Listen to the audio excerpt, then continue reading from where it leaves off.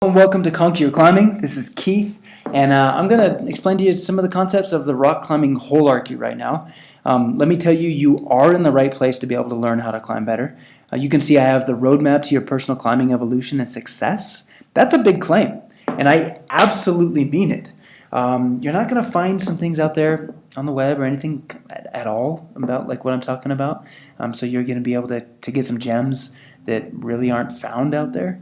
And I know that if you apply this, you're going to be very, very impressed with how your climbing improves and your enjoyment, your level of enjoyment in climbing. So anyway, I'm excited for you. I'm glad that you're here. You want to learn how to climb better. You could be totally brand new and looking to build a good, solid foundation of how to rock climb. You could be a plateaued climber where you just, something's not quite working and you don't know what it is.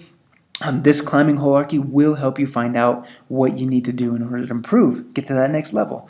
Or you could be a really advanced climber, just curious, and watching this video, you might think that some of these things are very basic and simple, and yeah, to an extent they are. Climbing's been around for a long time, and you'll be able to learn from it still. And there's only so many things you can do to improve your climbing, and then you might agree with that. We can get very technical and very specific in a lot of different ways and a lot of things, but really there's only a couple ways to improve your climbing. So that's good news for the new and beginning climbers, or maybe even the plateau climbers, because they'll get some good benefit out of this. So in order to get started and go quickly, I'm going to introduce two new climbing terms. One is a holarchy and one is emergent. So right into emergent, I say climbing is an emergent, and it's because multiple things together, they all work together to be able to create a positive, successful experience and something bigger and better than itself. So a very good example of this is the organs in your body. So right now your organs, your heart is beating, your lungs are breathing, your blood is pumping, your liver is cleaning, your kidneys are cleaning, your stomach's digesting. All these things come together to be able to create a successful, functioning human body. And that's you, which is really cool to think about. But climbing is the exact same way. Okay, so you have all these different parts of rock climbing that have to come together, work together all at the same time to be able to create a successful climbing experience. Now, whether that experience is at 5'9" or 5'15", it doesn't matter. What matters is that it's successful and that you enjoy it and that it works. So that's what an emergent is. So climbing is an emergent. Next, there's a holarchy involved. And what is a holarchy? And in fact, I actually came across this by reading our evolution textbook, which is interesting. Most people don't sit down and do that for fun, but I'm a little weird sometimes. So holarchy, what is it, and how does it apply to climbing, and how is it going to help you improve your climbing? So a good way to start is just by using the example. So you can see here we have atoms. And those are kind of the basic fundamental building block of the universe. And then it moves to molecules and cells and tissues because atoms make up molecules. And then you get a bunch of molecules together and you can get a cell. And once you have a cell, you can put them all together, you get tissues. And a bunch of tissues is organs, and organs body. So same thing in climbing. We have a more fundamental building block. Then we go to the next level, then the next level, then the next. Now, none of these levels are better than the other. And all it is simply the evolutionary path. So in climbing, we have an evolutionary path. Let's look at it. So just like in climbing the body and all of that, we have a fundamental building block. Then it goes to the next level, then the next level, then the next. That fundamental building block is safety. So you have safety, then you move to technique, then the mental state that you need to be in for optimal peak climbing success, and then physical fitness. Most people jump straight to physical fitness and try to get as strong and powerful as they possibly can. What's funny is that they can actually start here and move through these levels and become a much better climber without even improving their physical fitness, which is really cool. So for all of you plateau climbers out there, you might be focusing on this. Let's keep an open mind, and we might want to look at safety, technique, or mental state to be able to get to that next level. So just like the human body, or just like that, climbing success has multiple things all coming together. So let's just take a little dive into each of them really quick so you can understand. Safety is the fundamental building block of rock climbing. And I do have to say, I have to give a warning and, say climb at your own risk and put all the disclaimers out there because it can be dangerous. Just like crossing the street or going to work or flying a plane or doing any of those things, it can be dangerous. Eating can be dangerous. Okay, so just like all of one of those things, there are smart ways to do those things to manage your risk. So in order to eat, you chew your food, you swallow correctly, you don't eat too much. Basic things, just like crossing the street, you look both ways. So same thing in climbing. There's smart ways to do dumb things. And I do want to mention the fact and call out the fact that the reason you're watching this video right now is because you want to learn how to be a better rock climber. Am I right? Yeah. Okay. So if you want to learn how to be a better rock climber, then the reason you need to focus on safety is because you won't be able to learn unless you feel safe. Okay, so the more maximally you feel safe, so maximal safety equals maximal learning. Does that make sense? Your brain's not going to be able to learn if you don't feel safe. So some basic parts of safety is you need to understand the processes of how to climb, top rope, lead climb, blah, blah, blah, blah, blah, how to do multi-pitch, go from the bottom to the top. Whatever it is, you need to be able to feel safe, the processes, how to belay, how to do those things. Which brings up another interesting point is that we use gear in climbing to keep ourselves safe.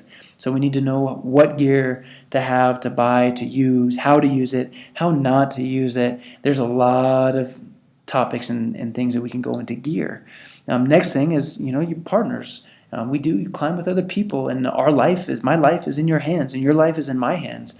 And so we need to trust each other and know how things work and help each other out in that sense. And so not only is it important to be and feel physically safe, but emotional safety is actually important as well. And that's not something that's focused on climbing very often. But as we feel safe and as we get those processes and things down, it's cool because that opens us up to be able to focus on how to climb, to how to move efficiently and effectively over the rock, and how to climb smart and not hard. And it allows us to climb more and bigger and better things.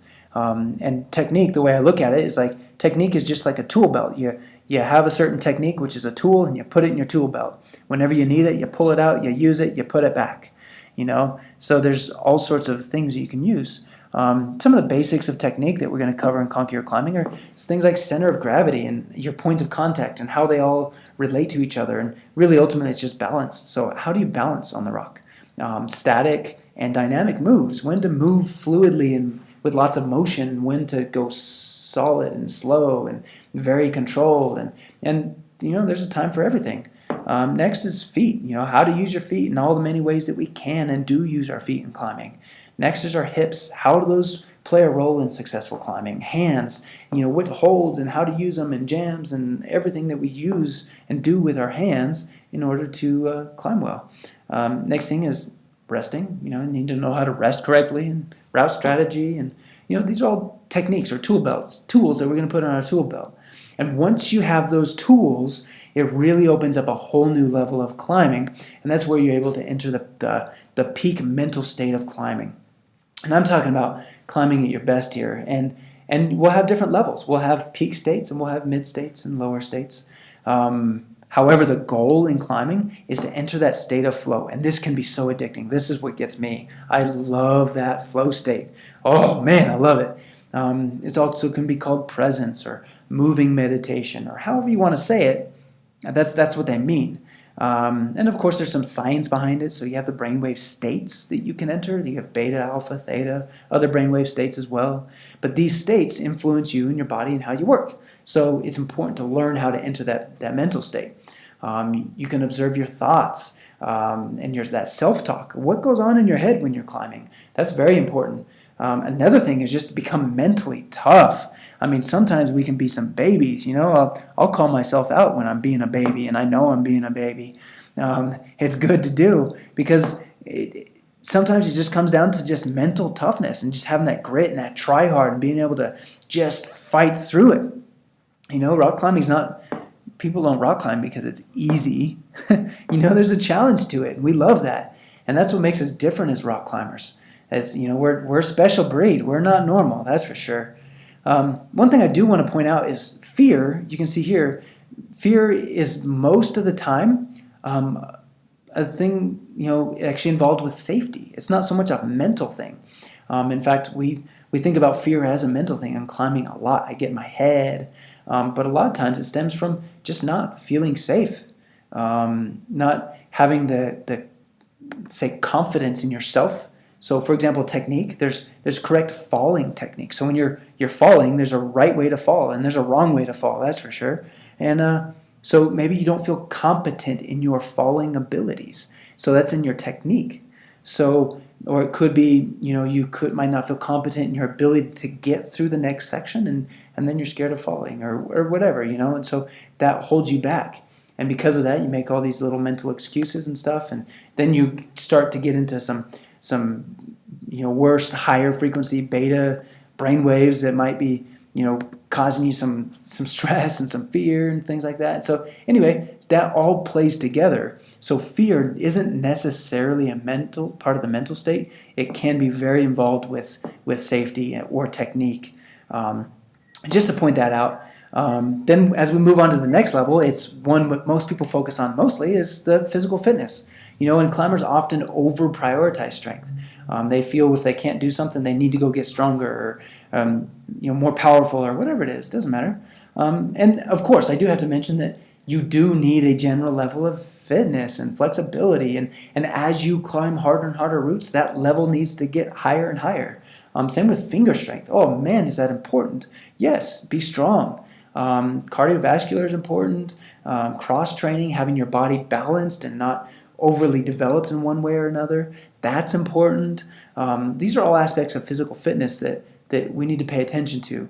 And again, the last one, which is so huge, is most climbers just want to climb, work, and we don't focus on that recovery. So in nature, it's just a natural process that we have periods of activity and then we sleep and recover. Every day, we do this thing over and over. But same thing with climbing. You need to climb and then you need to recover and rejuvenate and focus on high-value rejuvenation. So that's something that we're going to be focusing on too, is climbers and how to do that. And all these pieces of the climbing machine that come together to help you be the best climber you can possibly be. So if you're a new climber, again, starting from scratch, barely climbed a little bit or whatever it is, use these hold-ons or these parts of the climbing holarchy to be able to put them all together and create a successful climbing experience. And if you start with this foundation, oh man, you will be able to improve so fast. I've shared it with so many climbers that have just improved their climbing, and it's amazing. So I encourage you to do so. So make sure you do that. And also if you're plateaued, go back. Look at one of the areas. Is it safety? Is it technique? Is it my mental abilities? Or is it my physical ability? What is it that's holding you back? And for some people, they might be very developed physically or maybe even mentally, but their technique and their safety, the feeling of safety just sucks and so destroys a lot of their climbing abilities. So go ahead, look at that. If you're an advanced climber, I hope you got something beneficial out of it and kind of look at climbing in a new way, something you haven't quite considered. I encourage you, please leave comments, whether it's constructive criticism, please. Don't be a dick. Maybe I shouldn't have said that, but constructively criticize if there's something out there for other people or for us. It's fine. I'm totally open to that. In fact, I encourage it. But if it's something that you've actually received some value to, go ahead, share it. Go ahead and give it to your friends and share it on social media and like it, subscribe, and all the things that will help us get more people exposed to conquer climbing. So we really appreciate when you do that. As climbers, our whole purpose is to provide you a lot of value and help you feel safe and give you the techniques and mental states and physical abilities and everything that you can to really enjoy your climbing experience. We're fanatical about climbing. We love it. We do it every chance we possibly can, and we want that for you too. So any questions, go ahead and let us know. We'll fill them in. I think I've gone long enough. In the meantime, take care, climb safe, and climb on. Ha! Take care.